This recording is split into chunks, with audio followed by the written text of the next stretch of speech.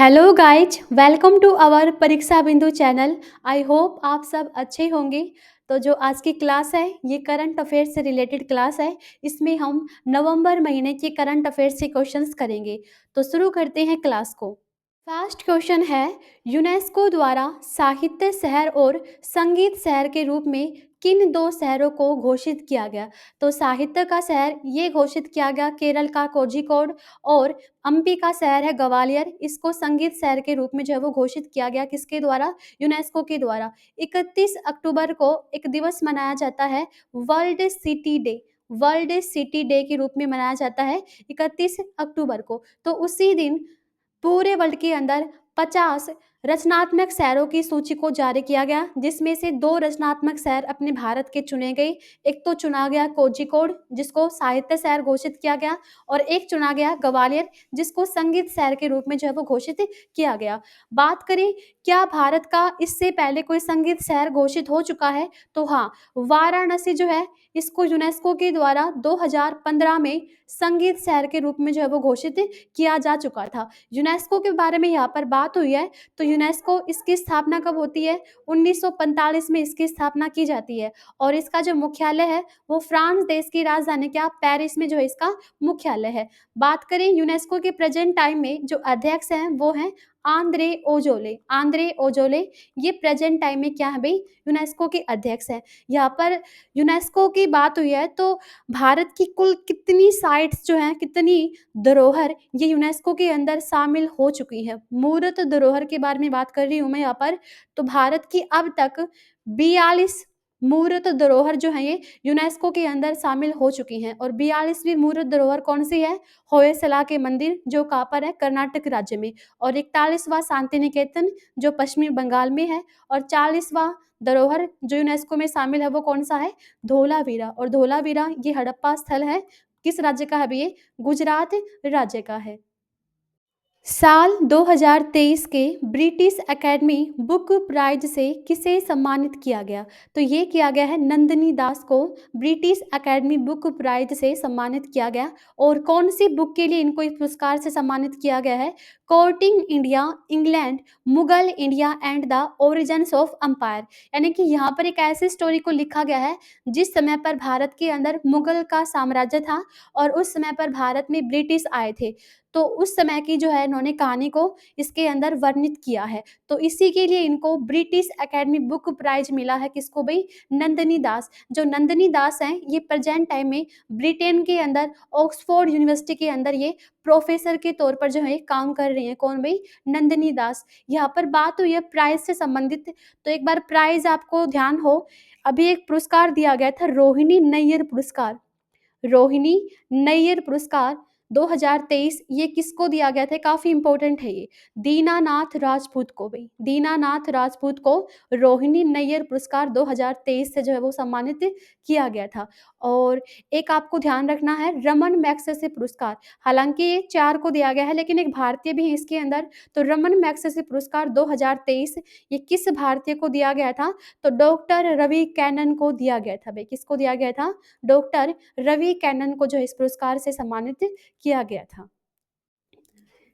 किस राज्य में पारुमला पेरुमल उत्सव मनाया गया है? तो ये हर साल मनाया जाता है पारुमला पेरुमल उत्सव। ये केरल राज्य के अंदर जो इसको सेलिब्रेट किया जाता है, ठीक है।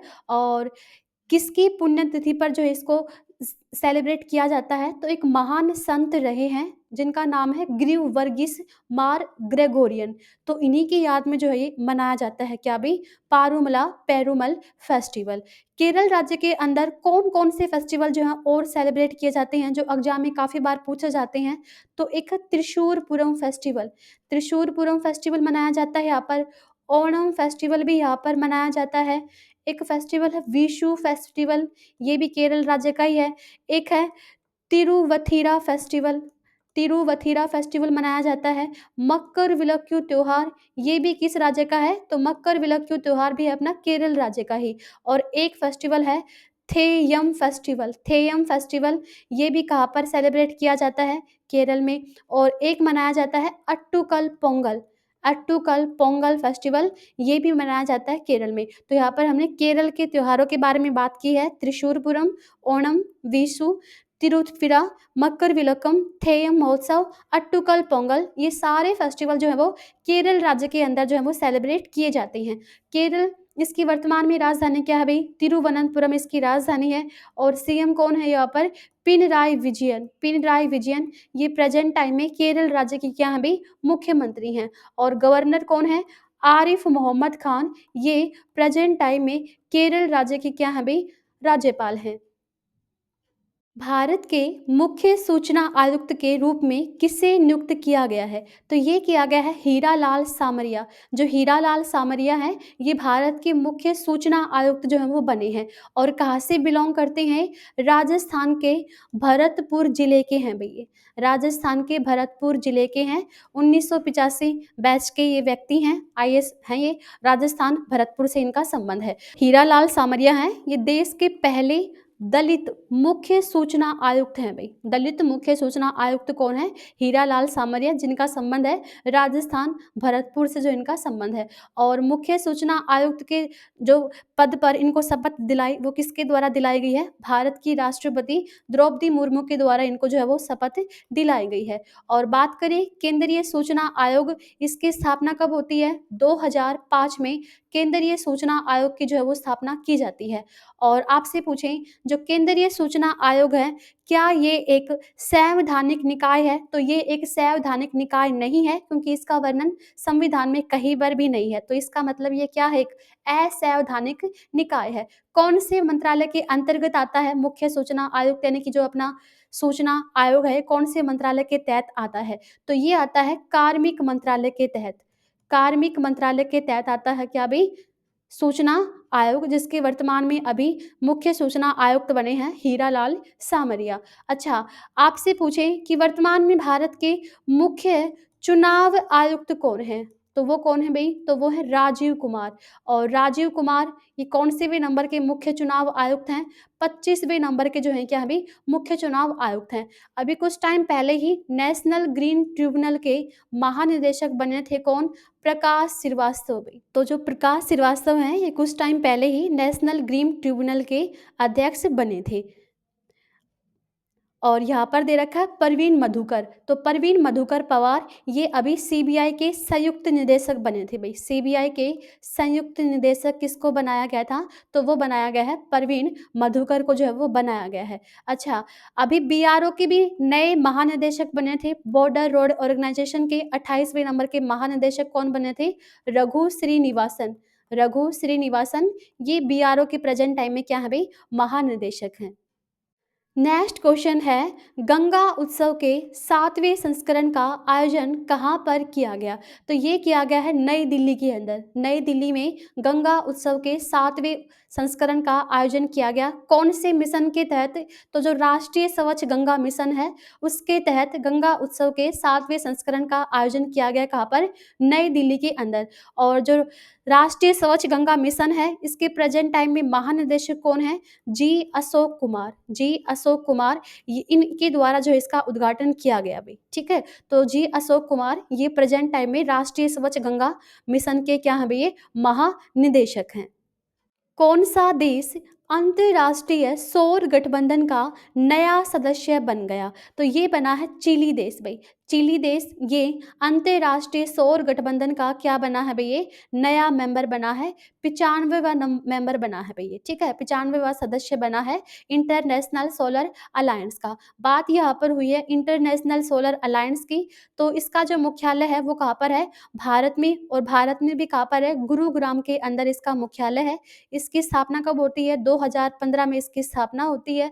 और प्रेजेंट टाइम में इंटरनेशनल सोलर अलायंस के जो अध्यक्ष हैं वो कौन है? अजय माथुर इसके प्रेजेंट टाइम में क्या है भई? अध्यक्ष हैं। तो चिली, जिसकी राजधानी सैंटियागो है, अभी ये एक नया सदस्य बन गया है इंटरनेशनल सोलर अलायंस का। हालाँकि यहाँ पर 116 जो देश हैं वो हस्ताक्षर के रूप में है भई, उन्होंने हस्ताक्षर कर रखा है, ठीक है? हस्ताक्षरकर्ता देश पूछे तो आप क्या आंसर करोगे? 116। और जो पूर्ण सदस्यता पाने वाले आईएसए के अंदर टोटल मेंबर कितने हैं? तो वो है 95। और 95वां देश कौन-सा बन गया है? तो वो बना है भई चिली देश। ग्लोबल रिस्पॉन्सिबल टूरिज्म अवार्ड 2023 से किस राज्य को सम्मानित किया गया? तो ये किया गया है केरल राज्य को। केरल को टिकाऊ और समावेशी पर्यटन को बढ़ावा देने के लिए ग्लोबल रिस्पॉन्सिबल टूरिज्म अवार्ड से जो है वो सम्मानित किया गया। संन्यास लेने वाले खिलाड़ी क्रिकेट से संबंधित, तो सुनील नारायण, इन्होंने अभी क्रिकेट से संन्यास लिया है। वेस्ट इंडीज के ये प्लेयर हैं। डेविड विली, ये इंग्लैंड देश के प्लेयर हैं। मैग लैनिंग, ये महिला हैं ऑस्ट्रेलिया की, अभी इन्होंने क्रिकेट से क्या लिया, अभी संन्यास लिया है। तो विश्व क्रिकेट इतिहास में टाइम आउट होने वाले एंजेलो मैथ्यूज श्रीलंका के पहले क्रिकेटर जो है बन गए हैं। आपको पता है वर्ल्ड कप हो रहा था, ठीक है, और उस वर्ल्ड कप के अंदर थोड़ा हेलमेट की प्रॉब्लम आ गई थी, हेलमेट वगैरह के अंदर कोई दिक्कत वगैरह थी, तो थोड़ा टाइम ज़्यादा लग गया इनको। तो क्रिकेट में अभी टाइम आउट जो है वो माना गया है। वर्ल्ड कप में बारे में बात है यहाँ पर, सिर्फ वर्ल्ड कप के अंदर, ठीक है। वर्ल्ड कप के अंदर टाइम आउट अब की बार कितना माना गया है, 2 मिनट। वैसे ही ओवरऑल कितना मानते हैं भाई, ओवरऑल मानते हैं 3 मिनट, लेकिन अब की बार जो वर्ल्ड कप है उसके अंदर टाइम आउट माना गया है 2 मिनट। तो 2 मिनट से अधिक टाइम ले लिया किसने भी, एंजेलो मैथ्यूज, तो इनको जो है वो पहले ही आउट कर दिया। तो टाइम आउट होने वाले पहले श्रीलंका खिलाड़ी कौन बने हैं, एंजेलो मैथ्यूज जो है वो बने हैं। नवंबर महीने के अंदर नियुक्तियां हुई हैं, एक बार देख लो। बैंक ऑफ महाराष्ट्र का कार्यकारी निदेशक ये बनाया गया है रोहित ऋषि को। सीबीआई यानी कि केंद्रीय जांच ब्यूरो के संयुक्त निदेशक ये बने हैं वी चंद्रशेखर। आरबीआई के नए कार्यकारी निदेशक ये बनाया गया है राजेंद्र मेनन को, आरबीआई का नया कार्यकारी निदेशक बनाया गया। सीबीआई के संयुक्त निदेशक ये नियुक्त किए गए प्रवीण मधुकर पवार को। भारतीय टीम के हेड कोच फिर से चुने गए कौन भाई, राहुल द्रविड़।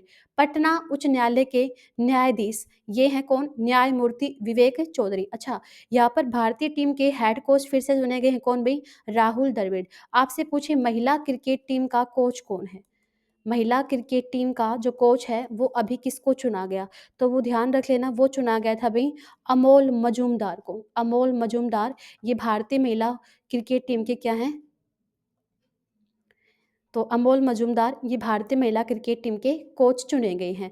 संयुक्त राष्ट्र बाह्य लेखा परीक्षकों के पैनल के उपाध्यक्ष ये चुना गया है गिरीश चंद्र मुर्मू को। जो वर्तमान में कैग हैं, वो कैग कौन है, भारत के, तो कंट्रोलर ऑडिटर जनरल हैं कौन, गिरीश चंद्र मुर्मू। तो अभी इनको संयुक्त राष्ट्र बाह्य लेखा परीक्षकों के पैनल के उपाध्यक्ष के तौर पे जो है वो चुना गया। सशस्त्र बल ट्रांसफ्यूजन केंद्र की कमान संभालने वाली पहली महिला बनी है कौन भाई, कर्नल सुनीता। दक्षिण पूर्व एशिया का पहला डार्क स्काई रिजर्व चांगथांग वन्यजीव अभयारण्य स्थापित किया जाएगा कहाँ पर, तो ये किया गया है भी लद्दाख के अंदर। दक्षिणी पूर्वी एशिया का पहला डार्क स्काई रिजर्व चांगथांग वन्यजीव अभयारण्य में स्थापित किया गया, जो कहाँ पर पड़ता है भी, लद्दाख के अंदर पड़ता है। जो डार्क स्काई सेंचुरी है ये सार्वजनिक या निजी भूमि होती है जिसमें तारों वाली रातों की एक खास गुणवत्ता होती है। इसमें एक रात का पूरा जो एटमॉस्फेयर होता है वो इसमें जो है वो शामिल होता है, और जो आमतौर पर एक पार्क के आसपास में देखने को मिलता है। और इसका काम क्या है, तो जो लाइट पॉल्यूशन है उसको रोकने का काम है भाई किसका, डार्क स्काई रिजर्व का। तो अभी ये कहाँ पर स्थापित की गई है, लद्दाख के अंदर जो है वो डार्क स्काई सेंचुरी, ये चांगथांग रिजर्व के अंदर जो इसको स्थापित करने का काम किया गया। किस वेब सीरीज को 54वें भारतीय अंतर्राष्ट्रीय फिल्म महोत्सव में सर्वश्रेष्ठ वेब सीरीज का पुरस्कार मिला है, तो ये मिला है भाई पंचायत 2 सीरीज को। जो पंचायत 2 सीरीज है इसको 54वें भारतीय अंतर्राष्ट्रीय फिल्म महोत्सव में सर्वश्रेष्ठ वेब सीरीज का जो है वो पुरस्कार मिला है। बात करें जो 54वें नंबर का भारतीय अंतर्राष्ट्रीय फिल्म महोत्सव है, इसका आयोजन कहाँ पर किया जा रहा है, गोवा में। और हर साल इसका आयोजन कहाँ पर किया जाता है, गोवा में जो है इसका हर साल आयोजन जो है वो किया जाता है। नई दिल्ली में आयोजित खेलो इंडिया पैरा गेम्स 2023 की जर्सी और लोगो का उद्घाटन किसने किया, तो ये किया अनुराग ठाकुर, जो वर्तमान में भारत के क्या है भाई, खेल मंत्री और युवा मंत्री हैं। तो इनके द्वारा खेलो इंडिया पैरा गेम्स का जो है वो उद्घाटन कहाँ पर किया गया भाई, नई दिल्ली के अंदर इसका उद्घाटन किया गया। भारत में पहली बार जो है वो खेलो इंडिया पैरा गेम्स का आयोजन किया जा रहा है, और इसमें कुल कितने जो है वो खेल शामिल किए गए हैं, तो इसमें कुल 7 खेलों को जो है वो शामिल किया गया। और इसका जो शुभंकर है वो रहा उज्ज्वला, और उज्ज्वला एक प्रकार से क्या है, तो गौरैया को रिप्रेजेंट करता है। नेक्स्ट क्वेश्चन है, उपन्यास प्रोफेट सॉन्ग के लिए 2023 का बुकर पुरस्कार किसने जीता? तो ये जीता है पॉल लिंच ने। पॉल लिंच ने जो है वो 2023 का मान बुकर पुरस्कार जो है वो जीता। किस पुस्तक के लिए, किस उपन्यास के लिए? प्रोफेट सॉन्ग के लिए। और किस देश के लेखक हैं? आयरलैंड के लेखक हैं कौन भाई?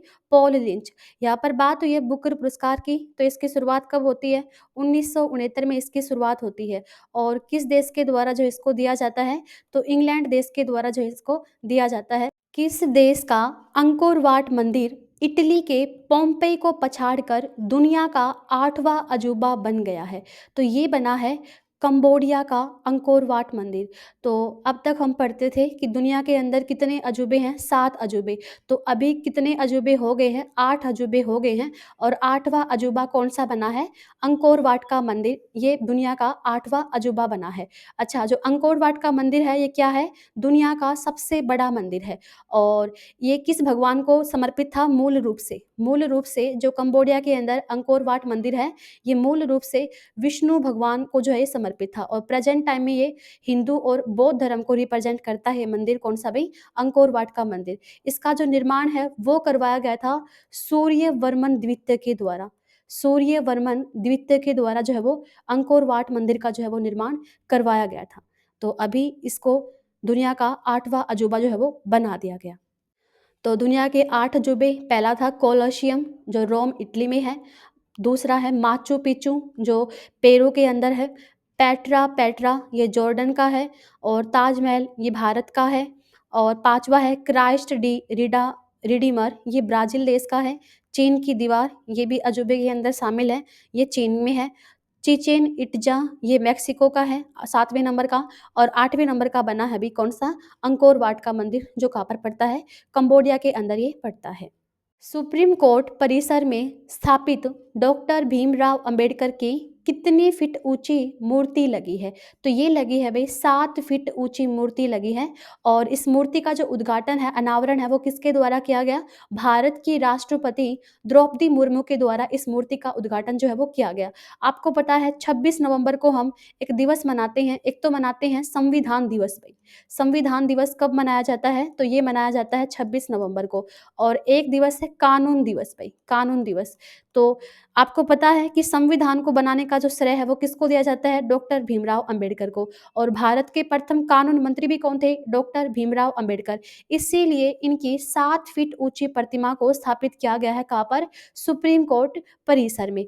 और आपसे पूछें, जो डॉक्टर भीमराव अंबेडकर है, भारत में इनकी सबसे ऊंची मूर्ति कहाँ पर है? तो वो है भाई तेलंगाना के अंदर, तेलंगाना राज्य में है। और उस मूर्ति की ऊंचाई कितनी है? 120 फीट है। और एक है statue of knowledge, statue of knowledge, ये भी किस महापुरुष की है? ये भी है भीमराव अंबेडकर की। लेकिन ये कहाँ पर है भाई? लातूर के अंदर। और लातूर किस राज्य का शहर है? महाराष्ट्र राज्य का शहर है लातूर, वहीं पर है स्टैचू ऑफ नॉलेज। केंद्र सरकार ने आज Ayushman Bharat health and wellness का नाम बदलकर क्या कर दिया?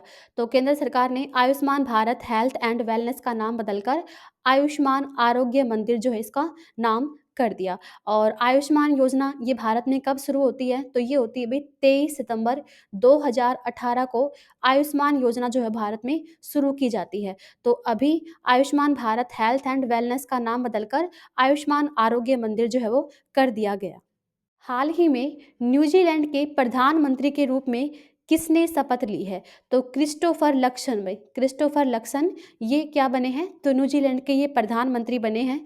और न्यूजीलैंड की राजधानी क्या है? तो वेलिंगटन। ये किस देश की राजधानी है भाई? न्यूजीलैंड की राजधानी है। और कौन से महाद्वीप में आता है? तो ये आता है जियालैंडिया महाद्वीप में। जियालैंडिया महाद्वीप में आता है कौन सा देश भाई? न्यूजीलैंड। और अभी कुछ टाइम पहले ही यहाँ पर जो है वो तंबाकू का प्रतिबंध लगा हुआ था। और अभी इस प्रधानमंत्री बनते ही क्रिस्टोफर लक्सन ने तंबाकू प्रतिबंध को जो है वो हटा दिया। ठीक है, तो ये भी ध्यान रख लेना, तंबाकू प्रतिबंध को हटा दिया किसने? क्रिस्टोफर लक्सन, जो प्रेजेंट टाइम में क्या है भाई? न्यूजीलैंड देश के प्रधानमंत्री हैं। हाल ही में मीराबाई जन्म उत्सव की 525वीं जयंती पर कितने रुपए का सिक्का जारी किया गया? तो ये किया गया 525 रुपए का सिक्का जारी किया गया मीराबाई जन्म उत्सव की 525वीं जयंती पर। और ये सिक्का किसके द्वारा जारी किया गया? प्रधानमंत्री नरेंद्र मोदी के द्वारा इसको जारी किया गया। और मीराबाई जन्मोत्सव का आयोजन कहाँ पर किया गया?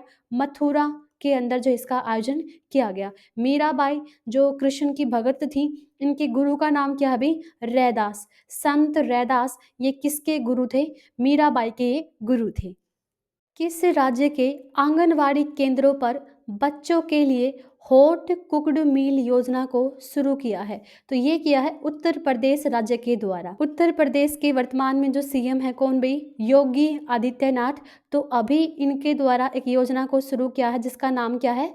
हॉट कुक्ड मील योजना। यानी कि यहाँ पर आंगनवाड़ी जो केंद्र है वहाँ पर बच्चों को पका हुआ भोजन दिया जाएगा। 3 से लेकर 6 साल के बच्चों के लिए इस योजना को जो है वो शुरू किया गया। पहले क्या होता था? पहले सूखा राशन ही आता था आंगनवाड़ियों में और सूखा राशन ही बाँटा जाता था। लेकिन अब छोटे बच्चों को जो है वो पका हुआ भोजन दिया जाएगा अगर वो आंगनवाड़ी केंद्र में आते हैं। तो हॉट कुक्ड मील योजना को ये शुरू किया है उत्तर प्रदेश राज्य के द्वारा। यहाँ पर प्रेज़ेंट टाइम में राज्यपाल हैं कौन?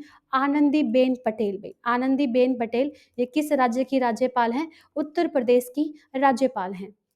किस रेलवे स्टेशन को प्लैटिनम प्रमाणन उच्चतम मानक आईजीबीसी रेटिंग दी गई है? यानी कि इंडियन ग्रीन बिल्डिंग काउंसिल ये के द्वारा जो है वो इसको प्लैटिनम प्रमाणन उच्चतम मानक दिया गया है। तो ये दिया गया है विजयवाड़ा रेलवे स्टेशन।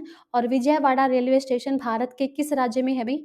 आंध्र प्रदेश राज्य के अंदर है। और अभी इसको प्लैटिनम प्रमाणन उच्चतम मानक जो है वो रेटिंग दी गई है। अच्छा, क्यों दिया गया है? तो एक तो यहाँ पर ऊर्जा दक्षता होगी, ऊर्जा दक्षता के मामले में दिया गया है इसको। साफ-सफाई, स्वच्छता, ठीक है? पानी का जो यूज़ है वो कितना होना चाहिए, पानी की दक्षता यहाँ पर कितनी है, उसके लिए इसको दिया गया है। मतलब बहुत सारे मापदंड हैं और उस मापदंड को पूरा किया है विजयवाड़ा रेलवे स्टेशन ने और इसीलिए इसको जो है वो प्लैटिनम प्रमाणन उच्चतम मानक रेटिंग दी गई है।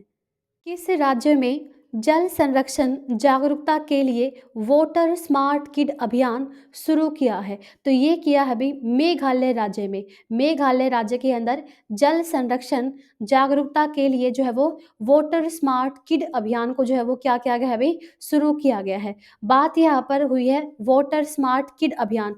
तो इसको किसके तहत शुरू किया गया है? यानी कि कौन से मिशन के तहत इसको शुरू किया गया है? तो वो किया गया है अभी जल जीवन मिशन के तहत। जल जीवन मिशन के तहत जो है वो वोटर स्मार्ट किड अभियान को शुरू किया। तो मेघालय के जो प्रेजेंट टाइम में सीएम कौन है? कॉनरैड संगमा। कॉनरैड संगमा इन्होंने बच्चों को जल संरक्षण के महत्व के बारे में शिक्षित करने के लिए जो है वो मेघालय जल स्मार्ट किड अभियान को जो है वो शुरू किया गया। तो यहाँ पर बात हुई है जल के बारे में। तो प्रेजेंट टाइम में जल शक्ति मंत्री कौन है भारत के? तो वो कौन है भाई? वो हैं गजेंद्र सिंह शेखावत। गजेंद्र सिंह शेखावत ये वर्तमान में भारत के जल शक्ति मंत्री हैं। और विश्व जल दिवस कब मनाया जाता है? तो विश्व जल दिवस ये मनाया जाता है अभी 22 मार्च को। 22 मार्च को सेलिब्रेट किया जाता है अभी क्या? विश्व जल दिवस। अच्छा, जो जल जीवन मिशन है इसकी शुरुआत कब होती है वैसे? 2019 में। और इसका टारगेट क्या होता है? 2024 तक हर घर में नल से जल पहुंचाना इसका टारगेट है। तो इसी के तहत ही मेघालय राज्य के द्वारा मेघालय वोटर स्मार्ट किड अभियान को जो है वो शुरू किया है।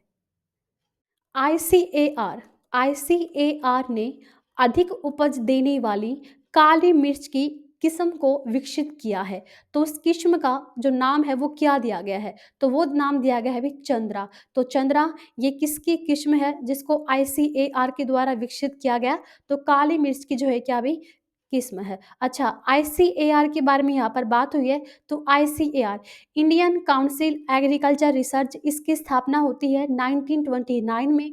और इसका जो अध्यक्ष होता है भारत का कृषि मंत्री। तो प्रेजेंट टाइम में आईसीआर के अध्यक्ष कौन है? नरेंद्र सिंह तोमर है भाई। कौन है? नरेंद्र सिंह तोमर। क्योंकि भारत के प्रेजेंट टाइम में कृषि मंत्री हैं यही, तो इसीलिए आईसीएआर का अध्यक्ष भी कौन है? नरेंद्र सिंह तोमर है। उत्तर प्रदेश का पहला सोलर एक्सप्रेसवे कौन सा बनेगा? तो ये बनेगा भाई बुंदेलखंड एक्सप्रेसवे। उत्तर प्रदेश का ये पहला सोलर एक्सप्रेसवे बनेगा, कौन-सा बे? बुंदेलखंड एक्सप्रेसवे। और जो बुंदेलखंड एक्सप्रेसवे है, इसकी लंबाई कितनी है? तो इसकी लंबाई है 296 किलोमीटर इसकी लंबाई है। और जो ये सोलर एक्सप्रेसवे इसको बनाया जाएगा, तो यहाँ पर अपना क्या बनाया जाएगा? अब एक तरीके से सोलर प्लांट जो यहाँ पर बनाया जाएगा। और जो सोलर प्लांट है, ये 1700 हेक्टेयर क्षेत्र में लगाया जाएगा और जो कितनी जो है वो बिजली पैदा करेगा? 550 मेगावाट बिजली जो है वो पैदा करेगा। तो यूपी का पहला सोलर एक्सप्रेसवे कौन-सा बन गया है अभी? बुंदेलखंड एक्सप्रेसवे बन गया है। हाल ही में किस राज्य ने दुनिया के पहले 3D मुद्रित मंदिर का अनावरण किया है? तो जो 3D प्रिंटेड मंदिर है, इसका अनावरण किया है तेलंगाना राज्य में भी। तो तेलंगाना राज्य के अंदर दुनिया के पहले 3D मुद्रित मंदिर का जो है वो क्या किया गया अभी अभी अनावरण किया गया है। अच्छा, कुछ टाइम पहले ही आपने सुना होगा भारत का पहला 3D पोस्ट ऑफिस, भारत का पहला 3D पोस्ट ऑफिस ये कहाँ पर खुला है? तो ये बना है भई बेंगलुरु में। बेंगलुरु के अंदर बना है भई क्या? भारत का पहला 3D पोस्ट ऑफिस। किस मछली को गुजरात की राज्य मछली घोषित किया गया? तो ये किया गया है घोल मछली को गुजरात की राज्य मछली के रूप में जो है वो घोषित किया गया है, ठीक है? और अभी आपको ध्यान हो गुजरात के अंदर ही मत्स्य सम्मेलन का आयोजन किया गया और वहीं पर उसी सम्मेलन के दौरान ही गुजरात ने अपनी राज्य मछली घोषित किया है किसको भी? घोल मछली को। सुप्रीम कोर्ट की पहली महिला जज कौन थी जिनका हाल ही में निधन हो गया? तो सुप्रीम कोर्ट की पहली महिला जज थी वही फातिमा बीवी। फातिमा बीवी ये सुप्रीम कोर्ट की पहली महिला जज थी और अभी इनका क्या हो चुका है? अभी निधन हो चुका है। अच्छा, क्या सुप्रीम कोर्ट की कोई पहली महिला मुख्य न्यायाधीश रह चुकी हैं अभी तक? तो अभी तक कोई भी महिला मुख्य न्यायाधीश नहीं बनी है सुप्रीम कोर्ट की। भविष्य में बन सकती हैं, कौन बन सकती हैं? बीवी नागरत्न। बीवी नागरत्न ये बन सकती हैं भविष्य में, लेकिन अभी तक सुप्रीम कोर्ट की कोई महिला मुख्य न्यायाधीश नहीं बनी है। न्यायाधीश तो बहुत बनी हैं, लेकिन मुख्य न्यायाधीश जो है वो अभी तक नहीं बनी है। सुप्रीम कोर्ट प्रेज़ेंट टाइम में कौन है अपने भारत के सीजेआई? तो वो हैं भई डी.वाई. चंद्रचूड़। डी.वाई. चंद्रचूड़ ये प्रेज़ेंट टाइम में सुप्रीम कोर्ट के क्या हैं भई चीफ जस्टिस हैं। कौन-से भी नंबर के मुख्य न्यायाधीश हैं भारत के? 50वें नंबर के मुख्य न्यायाधीश हैं। ऐसे सुप्रीम कोर्ट की स्थापना कब होती है? 28 जनवरी 1950 को सुप्रीम कोर्ट की जो है वो स्थापना की जाती है। तो अभी सुप्रीम कोर्ट की पहली महिला जज थी फातिमा बीवी, अभी इनका क्या हो चुका है अभी इनका निधन जो है वो हो चुका है। पंकज आडवाणी दोहा कतर में आयोजित विश्व आईबीएसएफ बिलियर्ड्स चैंपियनशिप, आईबीएसएफ मतलब international billiards and snooker federation championship 2023 जीतकर अपना कौन सा विश्व खिताब हासिल किया है? तो ये किया है अभी 26वां जो है वो खिताब हासिल किया है। तो सीधा ही एग्जाम के अंदर एक क्वेश्चन पूछा जाता है कि पंकज आडवाणी का संबंध किस खेल से है? तो बिलियर्ड से इनका संबंध है। मतलब अगर आपको बिलियर्ड्स में अगर कोई चैंपियनशिप वगैरह पूछे और अगर आपको आंसर नहीं पता, तो ऑलमोस्ट इसका जो आंसर है वो आपको हमेशा लगभग इसका पंकज आडवाणी ही मिलेगा। संयुक्त सैन्य अभ्यास ओस्ट्रा हिंद 2023 भारत और किस देश के बीच में आयोजित किया गया है? तो जो ओस्ट्रा हिंद एक्सरसाइज है, ये भारत और ऑस्ट्रेलिया के बीच में इसका जो है वो आयोजन किया जाता है और इसका आयोजन कहाँ पर हुआ? ऑस्ट्रेलिया के पर्थ में हुई। ऑस्ट्रेलिया के पर्थ शहर में ओस्ट्रा हिंद 2023 का जो है वो आयोजन किया गया। अच्छा, ऑस्ट्रेलिया के साथ में और कौन सी एक्सरसाइज होती हैं? तो एक होती है भी क्वाड देशों के बीच में होती है मालाबार एक्सरसाइज। और क्वाड देश में कौन सा देश शामिल है? ऑस्ट्रेलिया भी है, भारत भी है, यूएसए भी है और कौन सा है अभी? जापान भी है। तो इन देशों के बीच में ये क्वाड संगठन के देश हैं, इन देशों के बीच में कौन सी एक्सरसाइज होती है? मालाबार एक्सरसाइज। तो 2023 में जो मालाबार एक्सरसाइज है, इसका आयोजन भी कहाँ पर किया गया था? सिडनी, जो किस देश का शहर है अभी? ऑस्ट्रेलिया देश का शहर है अभी, ठीक है? तो अभी ओस्ट्रा हिंद एक्सरसाइज का आयोजन किया गया कहाँ पर? ऑस्ट्रेलिया के पर्थ में, जो भारत और ऑस्ट्रेलिया के बीच में आयोजित होती है। हाल ही में किस राज्य के सी बकथोर्न फल को जीआई टैग प्रदान किया गया? तो ये किया गया अभी लद्दाख, लद्दाख का है सी बकथोर्न फल और अभी इसको जीआई टैग जो है वो दिया गया। जीआई टैग के बारे में बात हुई यहाँ पर, तो जीआई जियोग्राफिकल इंडिकेशन और जीआई अधिनियम भारत में कब आता है? 1999 में आता है और भारत में लागू कब होता है? 2003 में जीआई एक्ट लागू किया जाता है और 2004 में भारत का पहला प्रोडक्ट कौन-सा होता है जिसको जीआई टैग मिला था? दार्जिलिंग की चाय। और जो दार्जिलिंग की चाय है, ये किस राज्य से संबंधित है? पश्चिमी बंगाल की है दार्जिलिंग की चाय, जिसको पहली बार जीआई टैग दिया गया था। यानी कि जीआई टैग प्रोडक्ट है अपना कौन-सा भी? दार्जिलिंग की चाय। तो प्रथम है जिसको जीआई टैग मिला था। अच्छा, 2023 में जम्मू-कश्मीर की कौन-कौन से प्रोडक्ट को जीआई टैग मिला है? तो वो ध्यान रख लेना। एक है बस होली पेंटिंग, ये जम्मू कश्मीर की है। एक है मुस्क बुदजी चावल, मुस्क बुदजी चावल भी कहाँ का है? तो ये भी है जम्मू कश्मीर का। एक है भद्रवाह राजमा, भद्रवाह राजमा, इसको भी जीआई टैग दिया गया था, ये भी कहाँ का है? जम्मू कश्मीर का है। पश्मीना क्राफ्ट भी जम्मू कश्मीर का है जिसको किया दिया गया था, जीआई टैग जो है वो दिया गया था।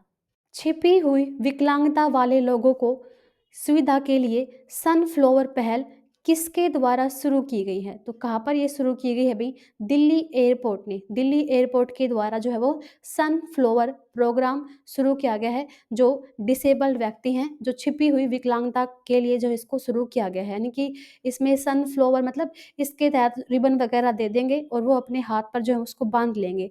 तो अगर उनको किसी भी जो चीज़ है उसका रिक्वायरमेंट होगा तो वो उनको जो हेल्प है वो दे दी जाएगी, ठीक है? तो ऐसी पहल को शुरू किया है सनफ्लावर पहल, दिल्ली एयरपोर्ट के द्वारा इसको शुरू किया गया है। 2023 के लिए कॉरपोरेट गवर्नेंस में उत्कृष्टता के लिए प्रतिष्ठित गोल्डन पिकॉक पुरस्कार जीता है। तो किसने जीता है भाई गोल्डन पिकॉक अवार्ड? तो एचडीएफसी लाइफ के द्वारा कॉरपोरेट गवर्नेंस में उत्कृष्टता के लिए प्रतिष्ठित पिकॉक पुरस्कार जीता है, गोल्डन पिकॉक पुरस्कार एचडीएफसी लाइफ के द्वारा। और इसकी स्थापना कब होती है एचडीएफसी लाइफ की? तो इसकी स्थापना होती हुई 2000 के अंदर जो इसकी स्थापना की जाती है। हाल ही में किस देश ने दुनिया का सबसे तेज इंटरनेट लॉन्च किया है? दुनिया का सबसे तेज इंटरनेट लॉन्च किया है चाइना देश के द्वारा भाई। चाइना देश के द्वारा जो है वो दुनिया का सबसे तेज इंटरनेट लॉन्च किया गया है। इसकी जो स्पीड है वो कितनी रही है? 1.2 टेराबाइट प्रति सेकंड। तो दुनिया का सबसे तेज इंटरनेट लॉन्च किया है चाइना ने और अमेरिका से भी 3 गुना जो है ये क्या है भाई शक्तिशाली है। तो दुनिया का सबसे तेज इंटरनेट लॉन्च किया है चाइना देश के द्वारा। 72वीं मिस यूनिवर्स, इसके लिए प्रतियोगिता होती है। इसका गठन कब होता है? 28 जून 1952 में। मुख्यालय इसका न्यूयॉर्क में है। आयोजन सैन साल्वाडोर, जो अल सल्वाडोर की राजधानी है। सैनिस प्लासियोस ने 72वीं मिस यूनिवर्स का खिताब जीता और इनको ताज पहनाया 2022 की विजेता Miss Universe R Bonney Gabriel ने इनको ताज पहनाया। और जो सैनिस प्लासियोस हैं ये किस देश के निवासी हैं? निकारागुआ के ये निवासी हैं। तो ये थी अपनी आज की क्लास। आई होप आप सभी ने काफ़ी इन्जॉय किया होगा और अगर आप हमारे चैनल पर नए हो और अभी तक चैनल को सब्सक्राइब नहीं किया तो प्लीज़ हमारे चैनल को सब्सक्राइब कीजिए और अगर आपको हमारा कंटेंट क्लासेस अच्छा लगता है तो इसको लाइक कीजिए और अपने दोस्तों के साथ में ज़रूर शेयर कीजिए। तो आज के लिए इतना ही, मिलते हैं अपनी नेक्स्ट क्लास में। शुक्रिया।